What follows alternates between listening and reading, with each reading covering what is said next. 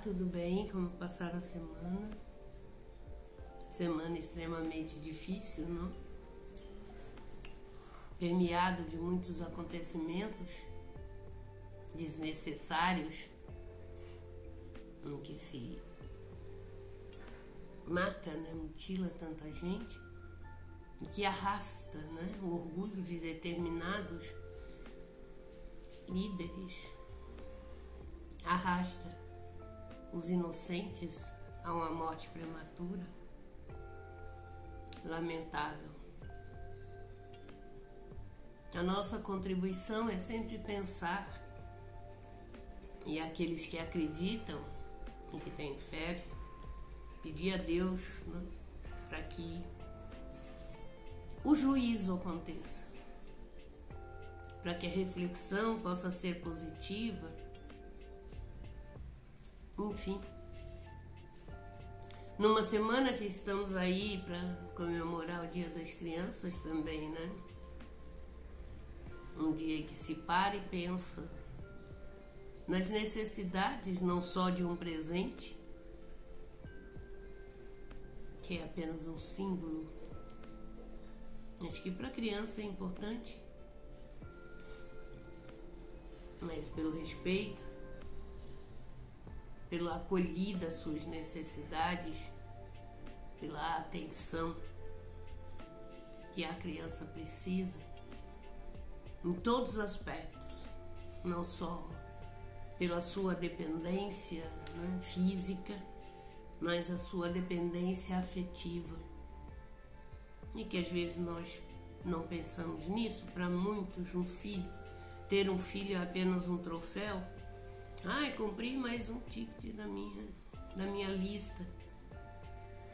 E não com a responsabilidade que se tem a necessidade dessa paternidade, porque é uma responsabilidade muito grande na formação de uma criança. Não apenas mostrar que é bonitinha, engraçadinha e essa coisa toda. E lembro que no outro vídeo nós falamos sobre a saúde mental, o quanto ela é importante para a nossa saúde física e vice-versa, porque somos um conjunto. Se eu tenho dor no braço, vai refletir nas minhas emoções. Se a minha emoção está amarrotada, ela vai causar um prejuízo ao meu físico.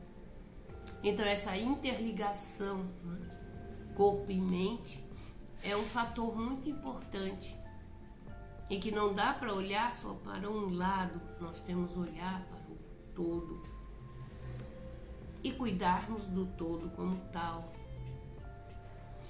E às vezes nós pensamos que as grandes soluções na nossa vida consistem apenas naquilo que sabemos. Tem um ditado famoso de médico e louco, todo mundo tem um pouco. E achamos que temos a receita, a solução para todos os problemas dos outros. Isso eu acho interessante, porque tem algumas pessoas que você fala, ai, tô com gripe, santo Deus, lá vem receita. Chá de alho, cebola, vinagre, isso e aquilo, põe lá, põe cá. Todo mundo é um sábio na vida dos outros. E esquecemos que esse outro que possa trazer uma queixa, existe um sentimento. E que necessariamente ele não está esperando a sua receita mágica. Ele está aguardando a sua escuta, a sua compreensão, a sua caridade em relação ao que o outro está sentindo, e não a sua sabedoria. Ninguém precisa da sua sabedoria, necessariamente. Precisa da sua acolhida. E isto, gente, está muito ligado a essa saúde mental. Porque hoje nós podemos ver, né? As pessoas são muito sozinhas. Não só sozinhas fisicamente, mas sozinhas de alma, sozinhas de coração. Acolher o sentimento do outro é o que está faltando em nós. Pensar antes de agir. E a escuta é uma carência que as pessoas têm. Alguém que possa me ouvir, que possa ser solidário à minha dor, que possa até entender que eu estou sentindo algo, que eu estou triste, por um motivo que normalmente para quem escuta é banal. Ah, mas isso não se preocupa não, sempre tem uma palavrinha de conselho, mas é de acolhida que está faltando. E nós adoecemos pela grande falta do sentir. A doença da alma não tem um remédio específico na farmácia. Para algumas coisas tem, mas não é um milagre. Ele é temporário, ele é um suporte.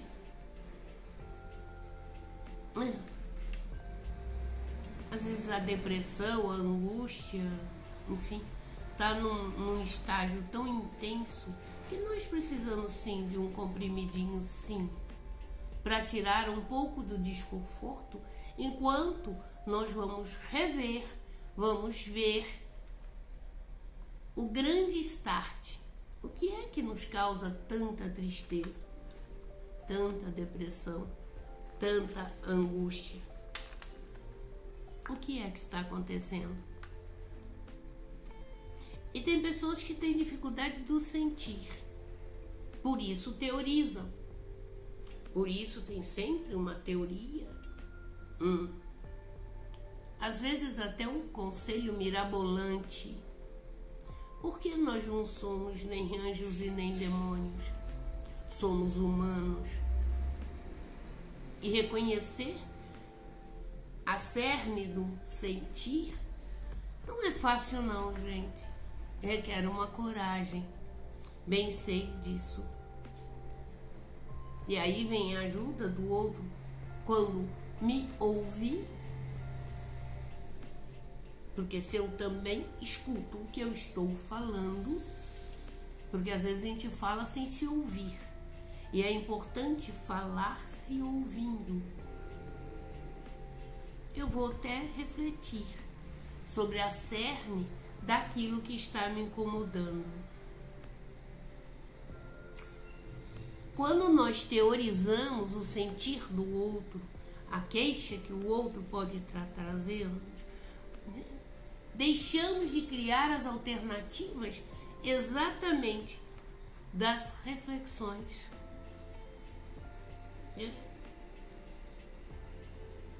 E quem teoriza não tem tempo de ajudar, porque normalmente não sabe o que fazer com o próprio sentir, quanto mais com o sentir do outro. Situações patéticas.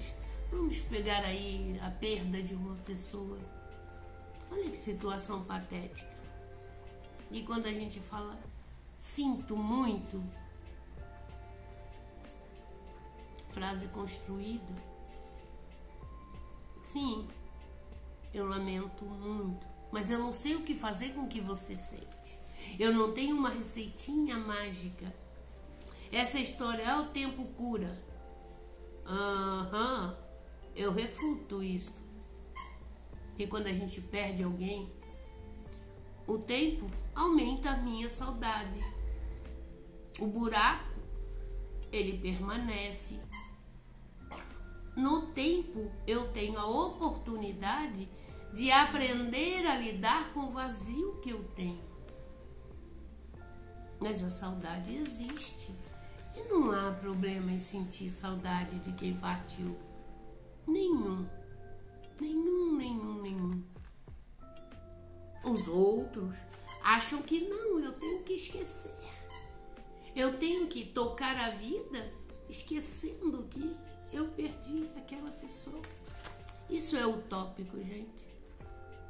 Isso é uma teoria que não acolhi o sentimento do outro, o vazio que o outro está tendo. Então a ajuda de um conselho, esqueça. A ajuda de uma palavra, sinto muito. Até por educação, logicamente, faça. Mas a ajuda de entender, de acolher, isso é necessário. Mas só vamos conseguir fazer isso quando nós aprendermos a lidar com aquilo que a gente sente. Ai, eu não quero nem ver. Se está na sua frente, você vai ter que ver. Você vai ter que assistir. Você vai ter que amadurecer. Então, preste atenção na forma como que cada pessoa coloca suas experiências afetivas. E perceba em si essa sua dificuldade em lidar com o seu próprio sentir. Essa dificuldade, gente, aparece nos nossos comportamentos. Por exemplo, nos excessos. Excesso de peso, excesso de gula, excesso de limpeza, excesso de palavras. É um vazamento. Por quê? Chegou no topo e vai vazar. É como se você pegar um copo d'água e vai chegar um momento que, se você não para de virar a água no copo, vai vazar. Vaza. Para mostrar a minha dificuldade. Nos choros, eu acho que todo mundo já chorou assim, de forma que não conseguia frear. E chega um momento que a gente não tá chorando, não sabe por que tá chorando. Se é pela situação que eu estou vivendo, uma situação, ou eu tô chorando por uma vida inteira. Por isso que vem muitas vezes um choro compulsivo. Porque é aquele choro retido, guardado, porque, não pode chorar. Não chora, é o que mais a gente escuta. Não chora, como não chora? Chore sim, extravase o seu sentir. Chore sim quando precisar. Até as preces sem nexo, né, gente? Às vezes eu acho que a gente incomoda tanto a Deus que a gente só pede. Vai pedindo, uma metralhadora. Depois lembra, tá, obrigada. Pro pedido você enumera. Pro obrigado você só diz obrigado. Quer dizer, diz certo. A nossa prece precisa isso. Aliás, até tem uma passagem bíblica em que Jesus nos ensina a rezar. Para não ficar com blá blá blá, blá blá blá, blá blá blá. Ele já previa isto, ou era o que acontecia na época, e essa época é hoje, em que as nossas preces, elas também muitas vezes nem nexo têm. O nexo de realmente tocar a sensibilidade de Deus, apesar que ele já é tocado pelas nossas atitudes. Essa dificuldade de lidar com o próprio sentir nos torna vaidosos, porque eu sou sábio, reconheço a minha sabedoria, eu discuto qualquer assunto, eu falo sobre qualquer coisa. Olha que chique! Você fala e conversa sobre qualquer coisa.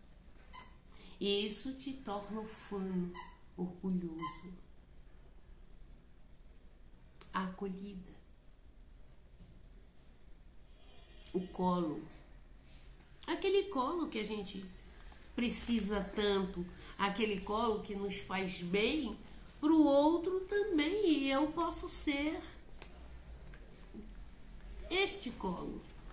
Olha que dádiva eu poder ser o colo de alguém. Viu como eu fiquei vaidosa? Ai, eu ajudei. Ai, eu fiz. Ai, eu fui. Tudo isso tá ligado à nossa vaidade.